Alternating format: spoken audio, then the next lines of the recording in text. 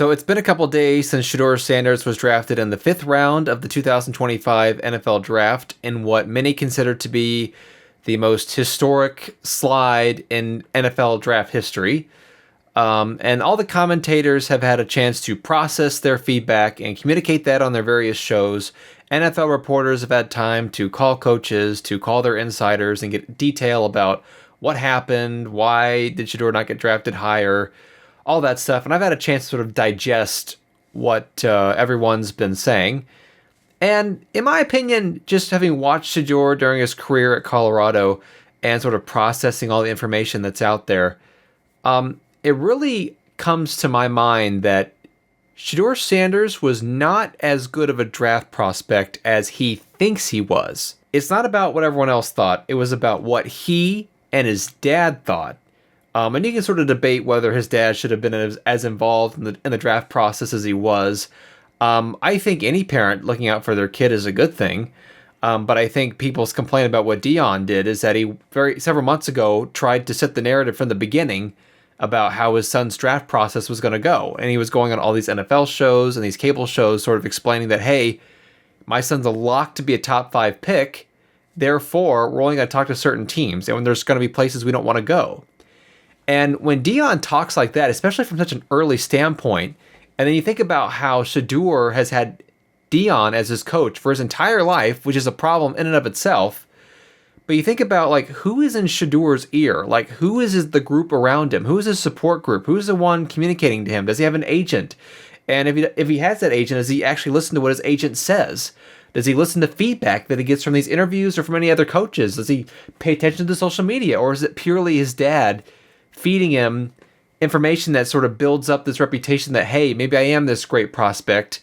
I deserve to be treated and handled a certain way, and I should conduct myself in this draft process as such. And I kind of wonder if that's what happened. If it really wasn't so much Shedeur's immaturity, but maybe his dad just sort of hyping Shedeur up, sort of misleading him. I think that was a problem in and of itself. Now, what should have happened is that I think Shedeur and Deion should have just let the draft process carry itself along. It's a story that writes itself, and you just take the flows as they go.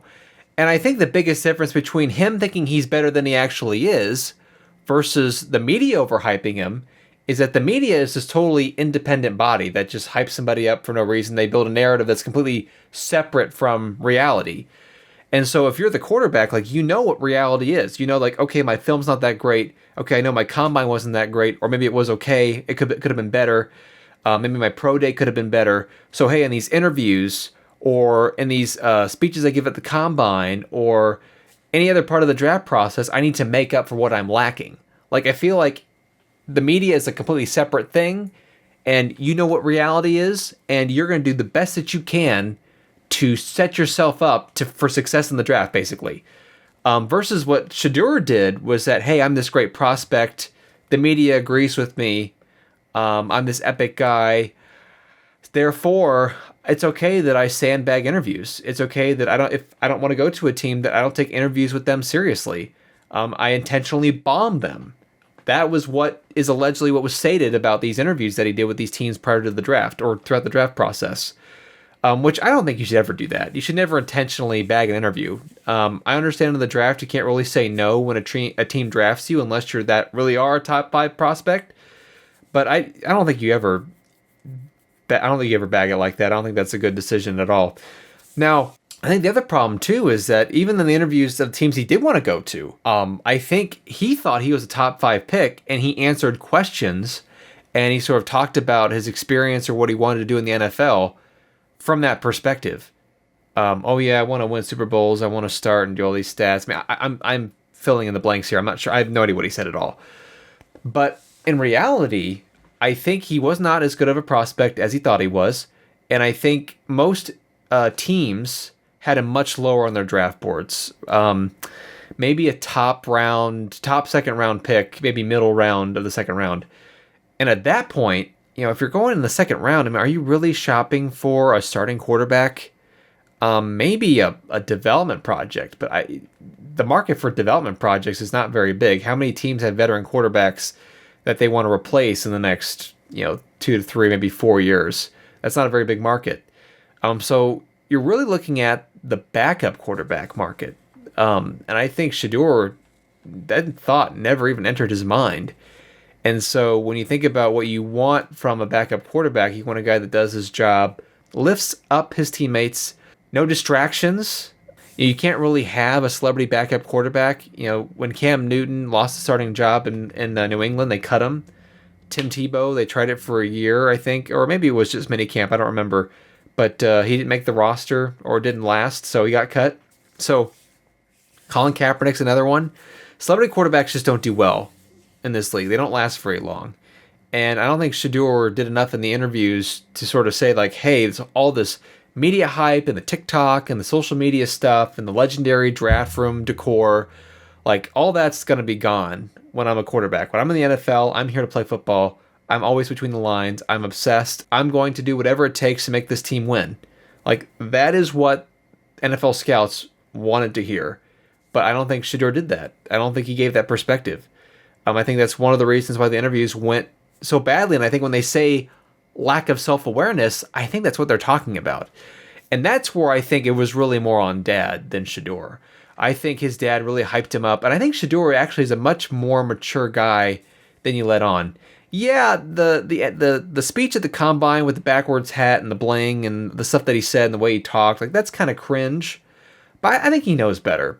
Or at least he has someone in his ear besides his dad who, after the draft, told him to behave differently. Because he got prank called during the draft. The offensive coordinator of the Falcons, his son, I guess, got a hold of the phone number that is only for coaches and draftees. That's the only purpose that phone exists for. And somehow the kid got a hold of the number and prank called Shedeur during the draft. And I think if that was me, I would have been very upset. So the fact that Shedeur handled it the way he did, I think was very mature of him. I think he said something to the effect of, people make mistakes. Life goes on. And I watched the clip of him during the stream. He handled it very maturely. He didn't just freak out, which I thought was very mature of him. And then also I listened to, it was a phone call or an interview or some sort of post-draft thing with a reporter. And Shedeur just sounded very mature. He said, hey, I want to go meet the guys, meet the veterans. I want to prove myself. I'm so excited to get to the locker room and get acquainted with all these guys and be a part of the team. I can't wait to get in the building. That's exactly what you say. So clearly Shedeur is capable of saying what he's supposed to say. Clearly he knows what is good and what is bad. So now, the Cleveland Browns QB room is, I'm trying to think, it's got a lot of people. Let's say it that way. So you've got Flacco, who, if he's not 40 yet, he will be 40 this year. Did not do that well in Indianapolis last year. Had a great couple months in Cleveland, but didn't start the full season. I mean, he won Comeback Player of the Year, but still he didn't play the full season. So it's sort of yet to be seen how well it's actually going to do. Then there's Kenny Pickett, who has started in the AFC North. I think commentators are really underplaying that. I think it's one thing to start in the NFL. It's another thing to start for a rival. I don't see Kenny Pickett being moved off that roster that easy simply for that reason. Then you also have Dylan Gabriel, who was drafted ahead of Shedeur, who I don't think is as good as Shedeur, but he was drafted ahead of him. And then you have Shedeur, and you also have Deshaun Watson, who will probably never play again. But because of his contract, I don't think you can cut him.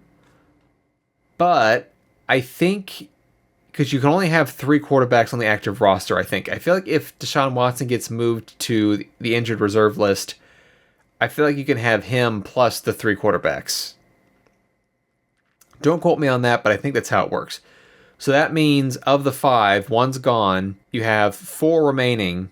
Most of the commentators right now think that Kenny Pickett's going to be moved. I don't know about that one. It's going to be really tough. I think Shedeur will make the roster. I think Shedeur's talented. I think a lot of the criticisms of Shedeur on tape, besides the intangibles, was he plays the game a little bit too slow. He's not as athletic as his dad, but that's a really tough comparison. Not a good decision maker, takes a lot of sacks, but those things can be improved. I think what Shedeur has going for him is that he's very accurate, a very accurate passer, and accuracy is very difficult to improve once you're drafted. That's one of the things that scouts tend to look for and say, like, this is a diamond in the rough. He's very accurate. versus I think Josh Allen is the only quarterback ever in NFL history to have improved his accuracy. But anyway, not a problem for Shedeur Sanders. I think that the decision making, the footwork, the pace that he plays the game, the sacks, all that can be improved. And I understand that, well, maybe he'll have a better offensive line. And that's possible, but my perspective has sort of been changed in that I do sort of now attribute sacks to be more of a quarterback problem than an offensive line problem. With exception, I think because Joe Flacco's a veteran, he will probably win the job to start. I mean, I cannot imagine Shedeur Sanders or anybody else on that roster overtaking him in training camp. But if the Cleveland Browns don't do well early on, or Joe Flacco plays poorly, I would think by Thanksgiving that Shedeur would probably get the chance to start. And he would probably start the rest of the season. I don't know if Cleveland has a strong enough roster to say, hey, we're a guaranteed playoff team, therefore we need the best quarterback play the whole season. I think they'd be willing to sort of give Shedeur 7 to 8 games sort of to get some experience and improve. But I think by Thanksgiving, he probably will start. Unless Joe Flacco plays well and the team's doing well. Those are sort of like the prerequisites to that assumption. Hopefully, Shedeur just embraces the opportunity that he's been given. That's sort of how you have to look at everything in life. Everything's an opportunity, and even if it's not, you have to say that in your mind. That's the only way you're going to get through anything in life. And it'll be curious to see, sort of as a follow-up to the Shedeur conversation, is these guys that make millions of dollars in NIL deals in college. Yeah, there was this whole thing about how Shedeur is being disrespectful to these coaches, and the coaches are spiteful because they make such little money compared to what these guys make in college. So there's that aspect of it. But I mean, it's going to be really curious to see how someone goes from making like $4 million or $5 million per year in NIL money to making the NFL minimum contract for however long it is, 3 or 4 years, 2 years, 4 years. I'm not sure how long it is. To go from making $4 to $5 million a year to making like $1 million, it's $1 million. I mean, you should be grateful for it. I hope that's how Shedeur takes it. But that's a big pay cut. So, I mean, that's why these guys stay in college longer, because they get that NIL money, which I think is actually good for everybody. I think it's great for college because the guys, better talent stays longer. It's good for the player because he gets more experience before moving on to the next level, and he gets paid. The NFL gets more experienced players. So I think it's, from an NIL standpoint, I mean, it's a shame that the game becomes about money, but I think everyone wins in that scenario. So that's a commentary for another day. That's my initial take for now. We'll see how all this plays out, but for now, thanks for watching, and we'll see you in the next video.